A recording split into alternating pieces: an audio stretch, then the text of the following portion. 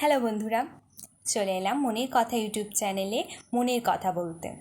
Please like, comment, share আর subscribe করো। তোমরা দেখছো কিন্তু সাবস্ক্রাইব না করে চলে যাচ্ছো, কিন্তু এটা একটু দুঃখ দেয়। রাস্তায় বিশেষ করে হাইওয়েগুলোতে স্পিড ব্রেকার থাকে না বলে বেশি অ্যাক্সিডেন্ট হয়, কিন্তু যেখানে দেখবে স্পিড ব্রেকার আছে সেখানে কিন্তু খুব একটা অ্যাক্সিডেন্ট হয় না।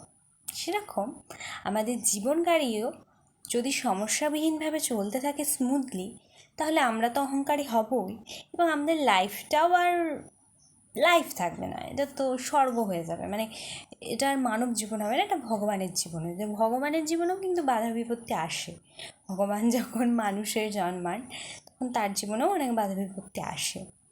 তো সেই জন্যই হয়তো ভগবান সমস্যার সৃষ্টি করেছেন, যাতে আমাদের লাইফটা স্মুথ না থাকে।